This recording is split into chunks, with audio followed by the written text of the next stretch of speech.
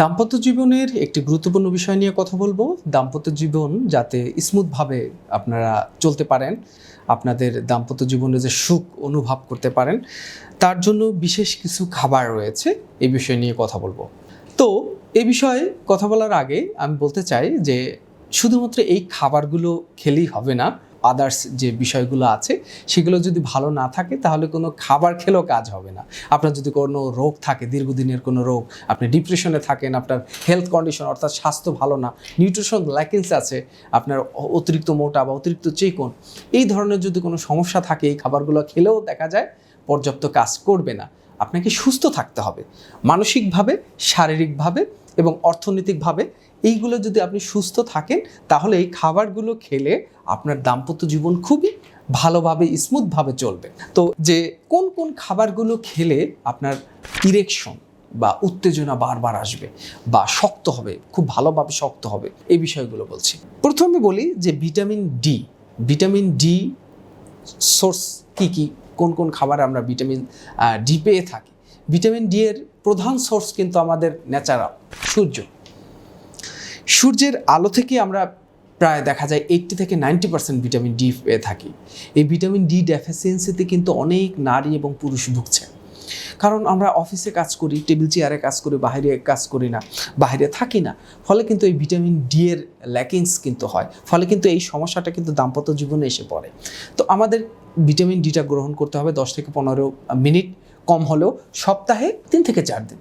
আপনারা কোন টাইমে থাকবেন? 11টা-12টার দিকে। যেদিন আপনাদের ছুটি থাকে, বন্ধ থাকে, সেদিন ভিটামিন ডি বেশি গ্রহণ করবেন। তাছাড়া দেখা যায় আপনি সকালবেলা গ্রহণ করতে পারেন বা দুপুরেও গ্রহণ করতে পারেন।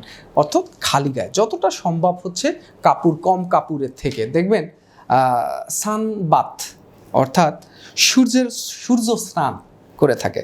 আমরা দেখবেন বিভিন্ন পর্যটক এলাকায়, বিদেশে বিশেষ করে, তারা কিন্তু সূর্যের আলো গ্রহণ করে তেল মেখে, অনেকে তেল মাখা ছাড়াই সুন্দরভাবে বিচের পাশে শুয়ে থাকে নারী পুরুষ, সানবাথ যাকে বলি, এটা গ্রহণ করে ভিটামিন ডি গ্রহণ করার জন্য। তো বাংলাদেশের প্রেক্ষাপটে এটা খুবই কঠিন হয়ে যায়। আমরা মুসলিম দেশ, আমাদের জন্য খালি পোশাকে নারীরা বা অল্প পোশাক পরে নারীরা বাইরে শুয়ে থাকাটা ভালো মানানসই নয় এবং পর্দার একটা বিষয় থাকে।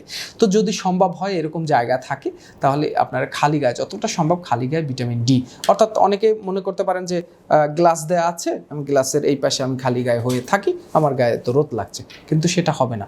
সরাসরি সূর্যের আলো আপনার স্কিনে লাগতে হবে এই ভিটামিন ডি। তাছাড়া দুধের মাধ্যমে, ডিমের মাধ্যমে, মাশরুমের মাধ্যমে আমরা ভিটামিন ডি কিছুটা খাদ্যের মাধ্যমে পেয়ে থাকি। সেটা কিন্তু সোর্স খুবই কম, এটা পার্সেন্টেজ কম, কিন্তু বেশিটাই সূর্যের আলো থেকে আমরা নেওয়ার চেষ্টা করব।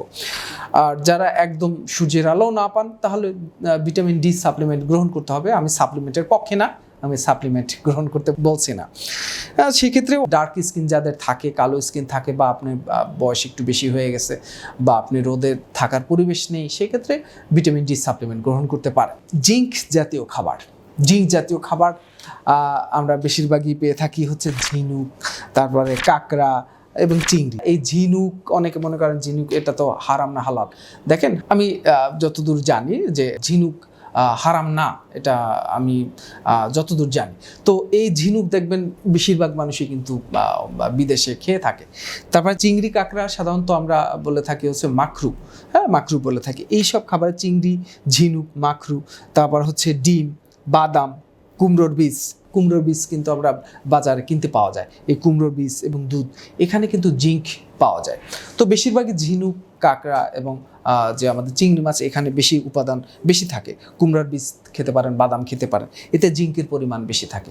এই জিঙ্ক কিন্তু পুরুষের স্বাস্থ্যের খুবই গুরুত্বপূর্ণ, টেস্টোস্টেরন বৃদ্ধির জন্য খুবই ইম্পর্টেন্ট।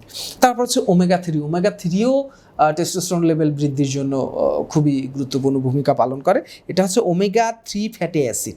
এটা বেশিরভাগই ফ্যাট জাতীয় খাবারে পেয়ে থাকি, অর্থাৎ ফ্যাট হচ্ছে আমরা বাদাম থেকে পেয়ে থাকি, কাজু বাদাম, আখরোট, তারপর হচ্ছে এমনি সাধারণ চীনা বাদামও আমরা পেয়ে থাকি। সকল প্রকার বাদাম, সোজা কথা, বেশিরভাগই হচ্ছে কাজু বাদাম, আখরোট, এইগুলোই বেশি থাকে, কাঠবাদাম, এইগুলোই বেশি পরিমাণ ওমেগা 3 থাকে। তাছাড়া ওমেগা 3 ফ্যাটি অ্যাসিড যেটা পেয়ে থাকি হচ্ছে স্যালমন ফিশ। এটা তো বাংলাদেশে অ্যাভেলেবেল না এবং সস্তাও না, অনেক দামি একটা খাবার।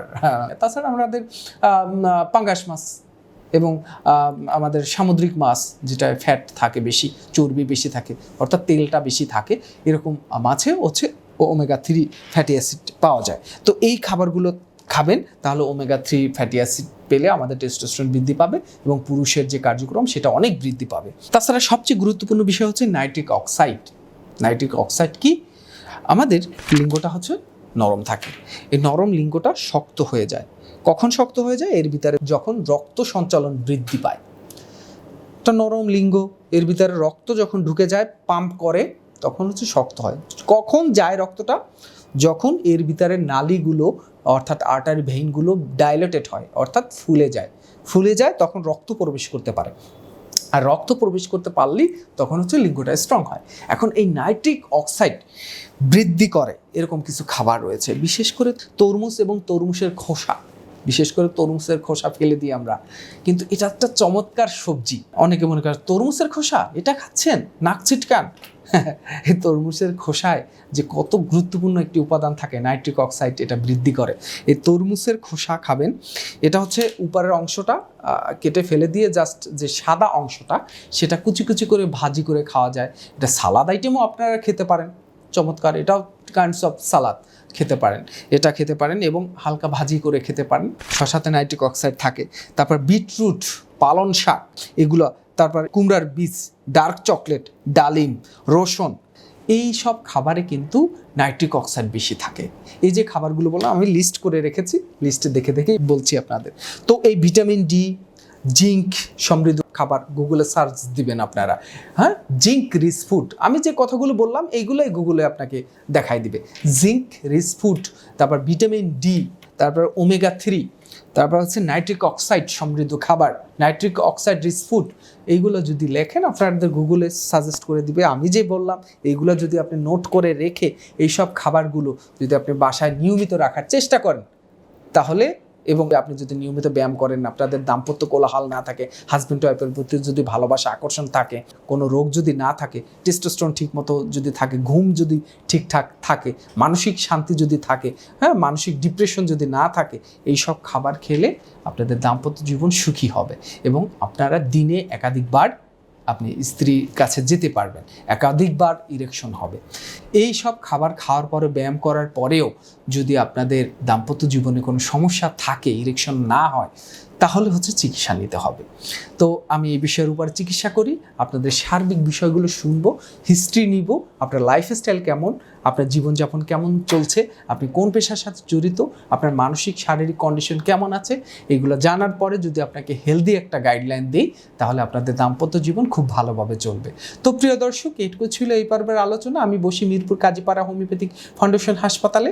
আপনি এখানে আসলে আমার সাথে সরাসরি এসে দেখা করতে পারেন। আর যদি মনে হয় অনেক দূরে থাকেন, তাহলে ভিডিও কলে কথা বলে মেডিসিন সুন্দরবন কুরিয়ার সার্ভিসে নেওয়ার ব্যবস্থা রয়েছে। ভিডিওতে দেওয়া নাম্বারে ফোন করে সরাসরি অথবা ভিডিও কলে সিরিয়াল দিতে পারবেন। তো প্রিয় দর্শক, পরবর্তীতে আপনাদের দাম্পত্য জীবন এবং আপনাদের স্বাস্থ্যের কোনো গুরুত্বপূর্ণ বিষয় নিয়ে আলোচনা করব। আপনারা ভালো থাকবেন, ধন্যবাদ।